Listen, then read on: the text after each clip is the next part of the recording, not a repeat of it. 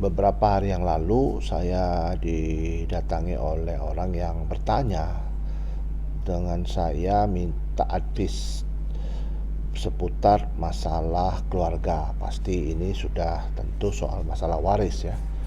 Jadi pertanyaannya begini, Pak, ibu dan bapak saya ini nampaknya pilih kasih. Dia hanya memberikan eh, kasih sayangnya dengan memberikan hibah ya, dan juga wasiat kepada kami ini hanya untuk adik kami saja, kami tidak dapat gitu loh. Nah, ini pertanyaan yang menarik bagi saya. Jadi tentang waris ini adalah hak mutlak.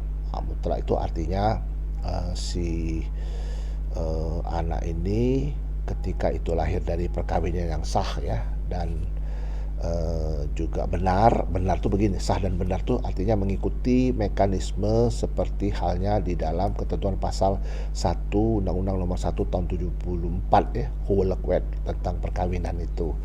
Nah, itu anak-anak yang lahir itu punya hak. Haknya itu tidak bisa lepas, hak melekat dan penuh di dalam diri orang itu. Bukan saat dia ada di dunia dia, saat dia jadi janin pun dia sudah punya hak. Seperti itu. Itu prinsip dari hukum waris. Nah, ketika orang tuanya itu memberikan waktu dia masih hidup, namanya hibah, mau pemberian apapun ya, barang apapun juga, itu hak orang tua. Si anak tidak bisa berbuat apa-apa. Tapi ketika orang tuanya meninggal, nah ini jadi masalah ya. Ini bisa si kakak-kakaknya ini bisa menggugat si adik untuk meminta bagiannya. Seperti halnya kita tahu itu menjadi bagian dari legitimasi porsi ya, porsi yang miliknya dia, hak waris dia itu bisa digugat ya. Namun perlu dicatat bahwa hukum waris ini merupakan uh, ultimum remedium. Jadi dia akan dipakai apabila kesepakatan-kesepakatan yang ada itu tidak mencapai sepakat. Jadi harus memakai hukum waris. Tapi kalau sudah ada kesepakatan, tidak perlu memakai hukum waris itu. Nah, terus apakah boleh, Pak? Tanyanya gitu. Apakah boleh, Pak, kami menolak waris? Oh, boleh. Waris itu boleh ditolak, boleh diterima ya. Tapi ingat, waris itu bukan hanya benda-benda ataupun yang berharga ataupun ya segala sesuatu yang berharga lah, tapi juga utang. Utang juga harus dapat juga diwariskan kepada anak cucu gitu ya.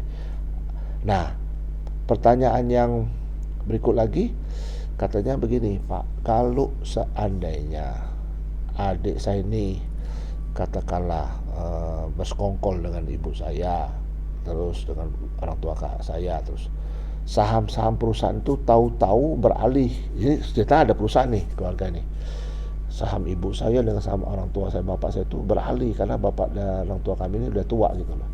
Sedangkan orang tua kami itu tidak pernah merasa tanda tangan dan lain sebagainya. Nah, ini jadi masalah lain lagi ya. Ini akan dia beralih menjadi pidana, tidak pidana ya. Jadi warisan yang mungkin berupa saham tadi itu akan menjadi objek daripada hukum pidana, yaitu pemalsuan ya. Pemalsuan bisa, penggelapan juga bisa. Itu ya, kita lihat dari sisi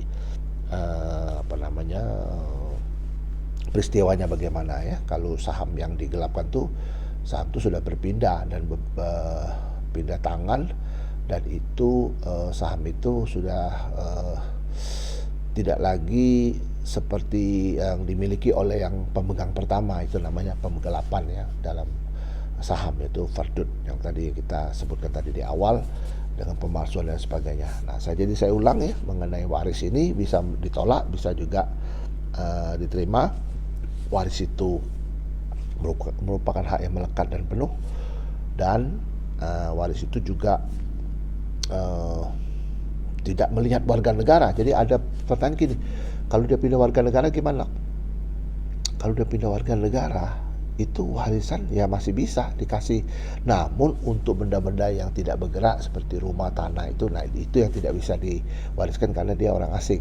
Tapi kalau misalnya yang hurengu ya, hurenhut itu misalnya barang-barang yang bergerak, ya itu bisa, nggak ada masalah diwariskan kepada yang bersangkutan gitu loh.